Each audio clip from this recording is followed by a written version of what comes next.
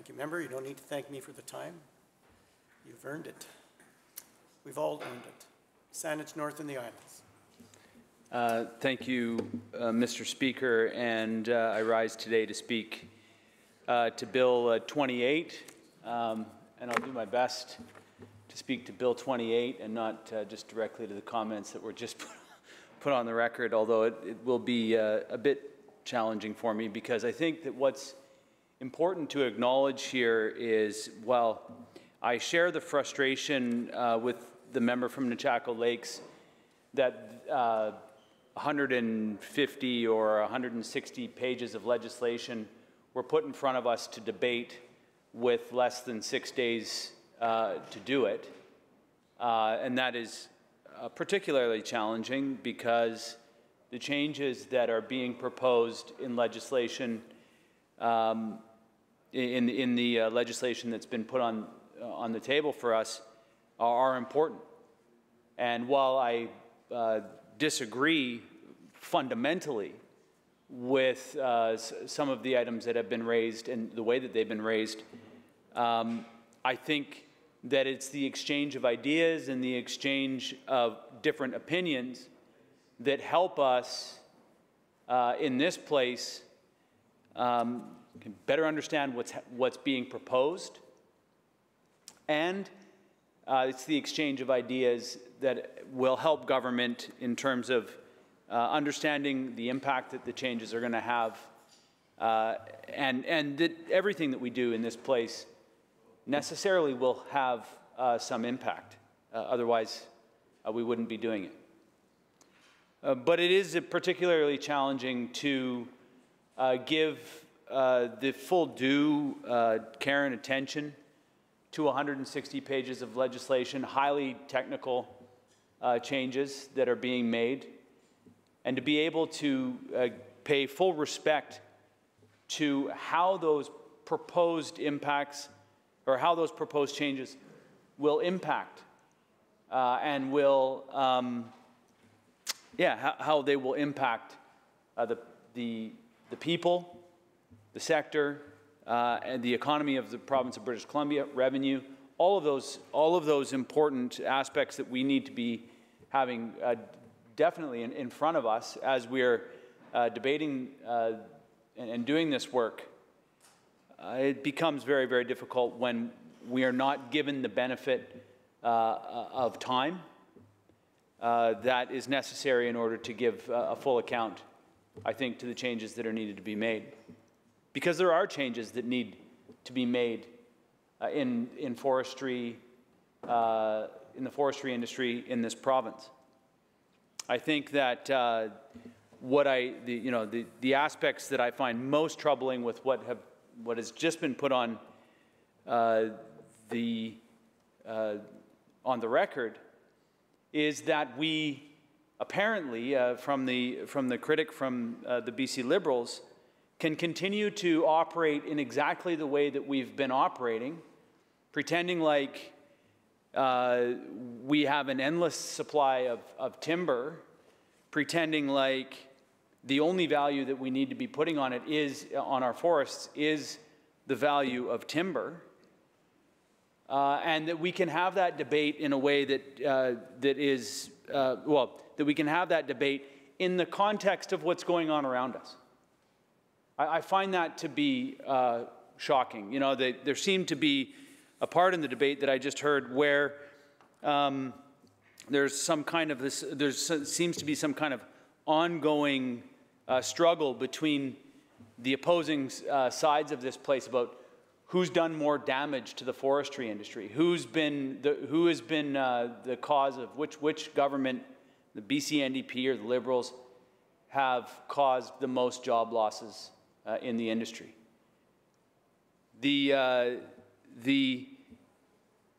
notion that we can continue to do what we have done, the notion that we can continue to capture forestry as is captured in this rotunda in perpetuity in this province is just a fallacy.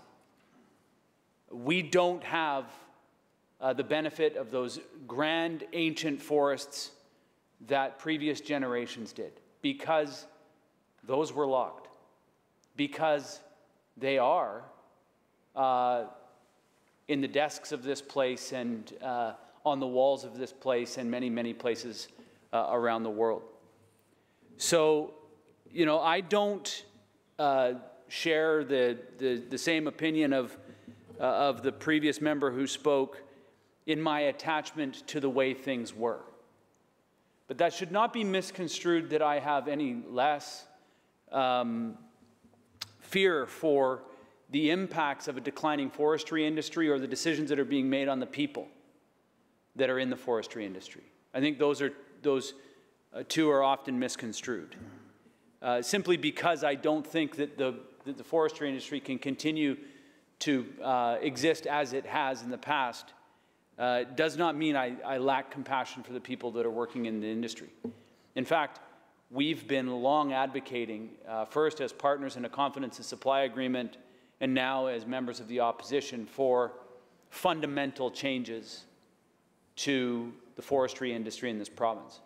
And at the center of that is the recognition that the forestry industry has changed, and tens of thousands of British Columbians have lost their livelihoods, and neither side of this House has really done much about it. The mechanization of the forestry industry has probably cost more jobs than anything else. I've talked to people who work in the forestry industry and say two individuals in machines can do what 40 individuals used to do in the same amount of time. And so there, just in and of itself, is, you know, while both sides of this House debate who's been worse for forestry, neither seem to be willing to talk about the impact of mechanization and the support for the families that lost those jobs. While we have watched vast, huge parts of our forestry sector be shipped, literally put on the backs of boats and shipped away so that other jurisdictions around the world can process that fiber, nobody seems in this place to want to talk about the impact that has had on the number of jobs in the forestry sector. Because it happened, you know, in the big bad days of the 1990s when the BC NDP were in power, and it happened in the big bad days of the 2000s when the BC Liberals were in power. So I have no patience nor much time for this debate that goes on in this House about who's been worse for forestry. Because while that debate has been going on in this House, the forestry industry that we should have, a sustainable industry that provides high-quality fiber to markets locally, regionally, nationally, internationally, has been cut down, has been clear-cut off the sides of the mountains, making us more vulnerable to wildfire, and then wildfire makes us more vulnerable to landslides, and the landscape management, the lack of proper landscape management in this province is frankly, over decades, is embarrassing. And we need to call it what it is. Because the reality of it is that we have, our own actions have been contributing to climate change, and the fact that we plant tree farms in this province and not forests. And anybody who spent any time out there can immediately tell the difference between a tree farm and a forest, old growth forest or a naturally occurring forest. There's massive differences. All you have to do is look at the undergrowth. Be the first indication that you're standing in what is a fiber farm, a tree farm. We're still one of the only jurisdictions around that just clear cuts, that just draws a box on a map and then goes out and just obliterates the entire hillside. You can get in your car and drive around the logging roads on Vancouver Island, and you can see the impact that it's had on creeks and streams. Driving over bridges of former creeks that no longer exist anymore because, well, if you just look up the hillside, all you see is just a barren landscape, devastated. And here we are advocating in this place for funding to protect salmon streams at the same time as we are devastating the hillsides right above where those salmon need to return home to. They leave an ecosystem that can support their health and well-being, and they return to a wasteland. Sure, it's not deforestation, because we'll plant a tree farm in the place of it. That tree farm will resemble nothing of the biodiversity that was there. This government is, the current government has promised to protect biodiversity. We even were close to doing it, from what I understand. But yet, still much further away than I think many in this province would like to see. So, for me, I don't think that we need to be lamenting the days of old, because the days of old have got us to exactly where we are today. And that's a pretty troubling situation in many landscapes. As the member from Prince George Mackenzie said, just take a tour on Google Maps. Just take a tour on the time machine on Google Maps. You can see for yourself. All the flowery words that were just said by the previous member who spoke, you can see it for your own eyes if you take a visit on Google Maps and watch as British Columbia's landscape has been chopped into blocks and cut down.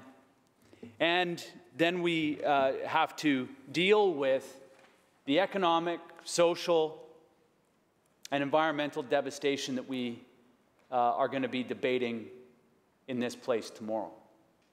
The impact of floods, the impact of climate change, the impact of a climate crisis, a climate emergency, all those things. It's one thing to stand in this place and say that this forestry industry is perfect and that we should preserve it like it was. We should make it a fossil and just keep it the way it was forever.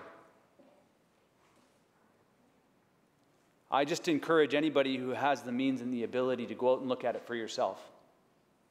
Because it doesn't take you long standing at the bottom of a cut block to feel a real empty feeling in your stomach about what it is that we've been doing to the landscape of this province. Not this government, not last government, not the previous incarnation of the previous government or the former incarnation of a party that doesn't exist anymore. Over decades in this province, we have undermined and eroded the very ecosystems that we rely on to keep us healthy and to protect us. So I don't have much attachment for the way things are currently operating or the way things have operated. We absolutely have to operate differently. And anybody who is impacted by that, we in this chamber have a responsibility to help them through. We have made commitments to Indigenous nations in this province. This bill is creating mechanisms for us to be able to deal with a fundamental conflict over land that has existed since before we cut the first tree. Since before this was a province.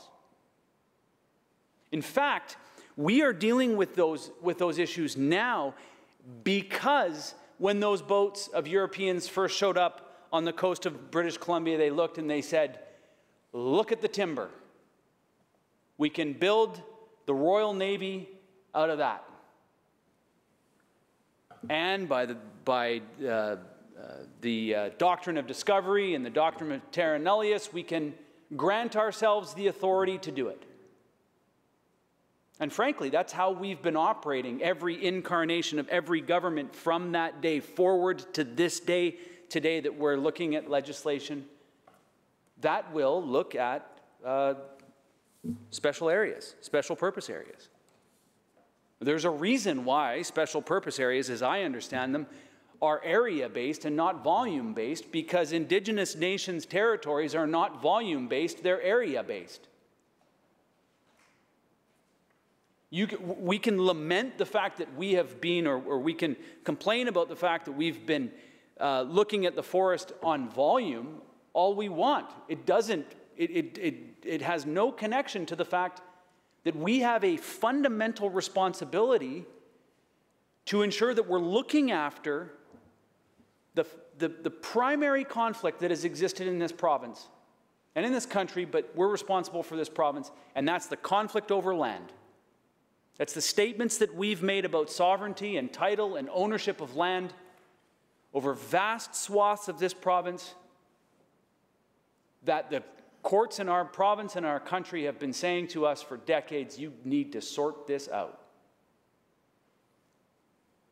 And so that's the reason why this bill, this Forest Act, in concert with another Forest Act that is currently before this place, and an intentions paper that I got all sorts of issues with, is being moved forward.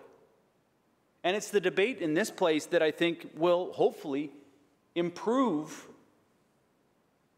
those so that we are not, talking over top of one another and talking at cross purposes, and that we understand what it is that we're talking about. Because there's a lot of language that's being used here, and I think that a lot of rhetoric that's been used around forestry, but the reality comes back down to the reality that we have to sort these fundamental problems that we face with our landscape out. And Indigenous nations have to be a part of it, and we have to create mechanisms.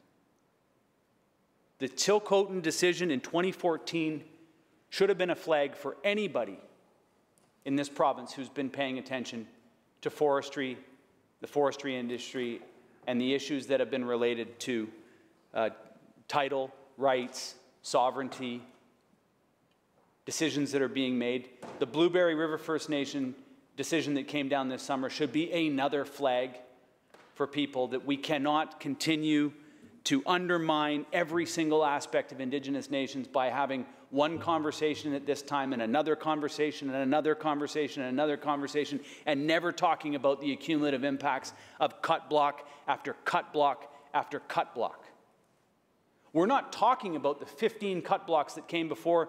We're only talking, Chief, about the cut block that we're talking about today. And what is the result of that? The result of that is exactly what you see when you get in your car and you drive the logging roads of Vancouver Island or the Okanagan.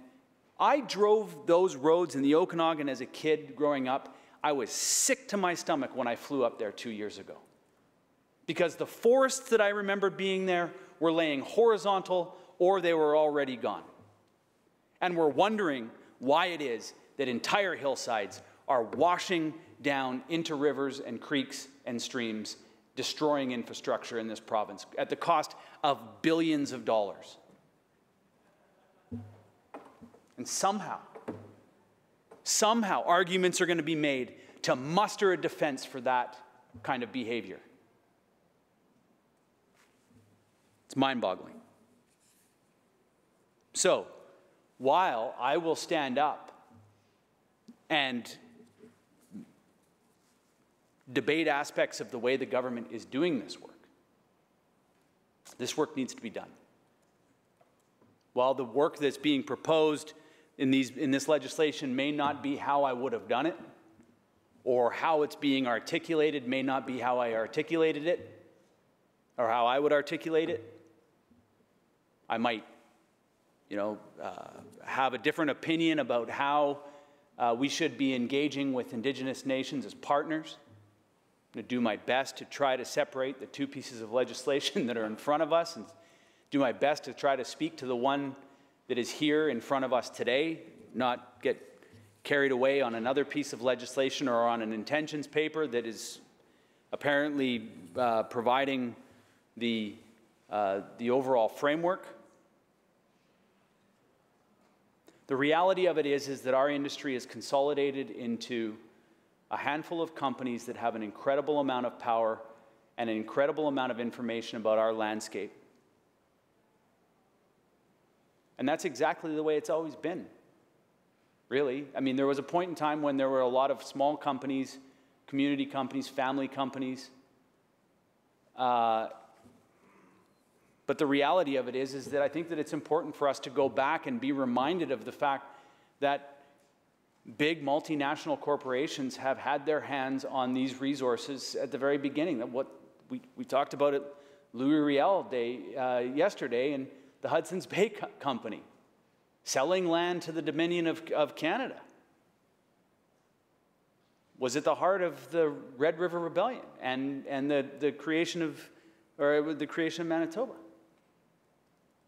So the reality of it is that we have been operating in this province for decades, pretending like Indigenous nations don't have more of a say than they actually do. I think I got that right. Made the point anyway. And now we have to do something about that, because we can only lose so many court cases. And if the events of the last few days have not been enough of an indication, I can't believe that we're going to stand in this place and hear arguments to support the landscape management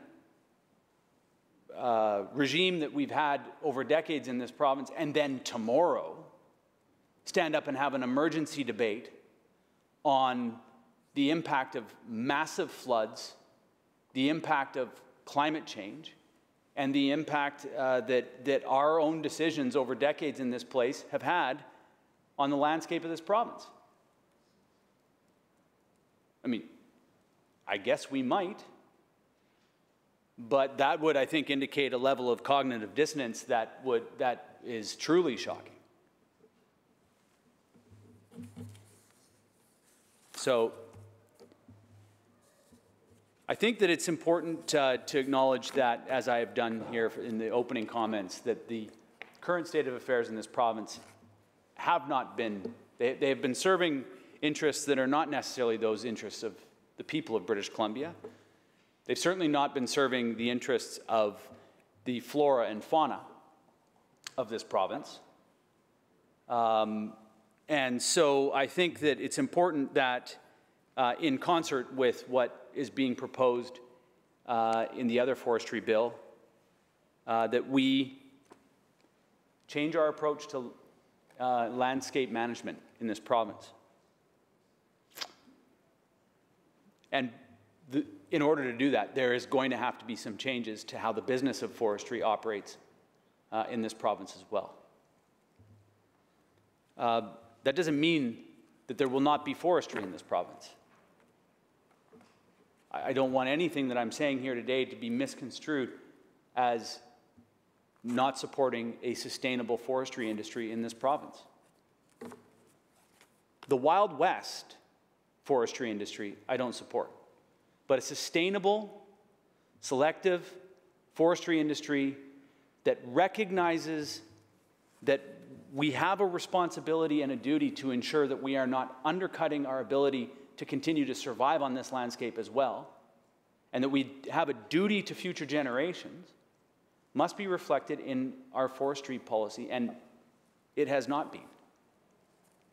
What has been reflected in our forestry policy is the rights of major multinational corporations. So, I think what's important, the important aspects of this bill is that the government has made a decision that they are going to, at some point, need to or will buy back tenure, and they're putting in place in this bill the mechanisms to be able to do that.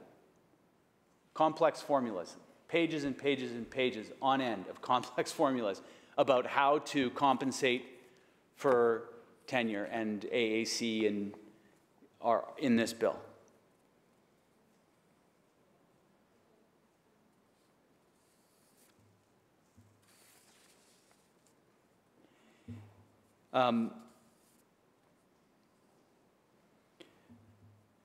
So Indigenous nations, the commitment that we made to Indigenous nations was not the kind of commitment that has been achieved, was not what is achieved through the Forest and Range consultation and revenue sharing agreements. We've made a commitment to shared decision-making over their territory and a revenue sharing that goes over and above a small fraction of the money that is generated from the forestry operations. And we have a responsibility to put in place a framework that achieves that. Now, we have heard consistently throughout these processes that the provincial government, and I'll get into this in the other bill, but it needs to be mentioned here, that the provincial government has fallen short on what the expectations of consultation, engagement, and relationship building are. And so I think that what's important is that we recognize that there are considerable steps being taken here to advance us towards the kinds of relationships and to give the government the tools to be able to understand what inventory is on the landscape and how to secure that inventory or those landscapes to be able to have the negotiations to ensure that Indigenous people can make decisions over their territory. This isn't about necessarily, I think this is where I think from the environmentalist perspective, this isn't necessarily to say that logging isn't going to exist. It's going to say who benefits from the logging and how does the provincial government benefit from those logging operations. And that's the relationship with Indigenous nations. So, Mr. Chair, I'm going to leave it at that for now. I think that I think it's important to just reiterate that we do not have the benefit to continue to operate the forestry industry as it's been operated for decades, no matter who's been operating.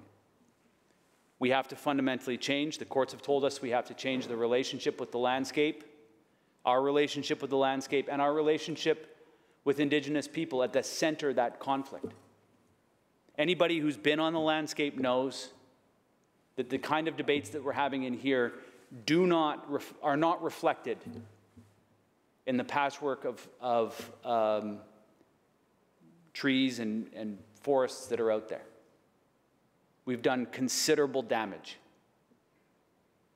And unfortunately, we are paying the consequences of the damage that's been done on our landscape. This week, this summer, next week, and in the years to come. We cannot continue to have the same kind of debate in this place that we've had, pretending like the impact that we're having or the impact of that debate isn't translating on the landscape. It is. They need to be connected. And there will be change in how the forest management happens in this province. And so it is incumbent upon this provincial government and future provincial governments, when making those decisions about managing forests and managing resource extraction, to support the people who are impacted by those changes. And to support them well in advance of the impact that's happening. And I think that this is part of the challenge that this and future governments will have in this, is being able to plan well enough in advance to not support those people as the job is going away, but to support those people in a transition over a period of time that makes sense. Because, you know, it is the abrupt changes, the abrupt shifts that is really challenging for people and families who live in communities across the province. And so a transition requires that investment early on. With that, Mr. Speaker, I'll take my seat and thank you for the opportunity to speak to Bill 28.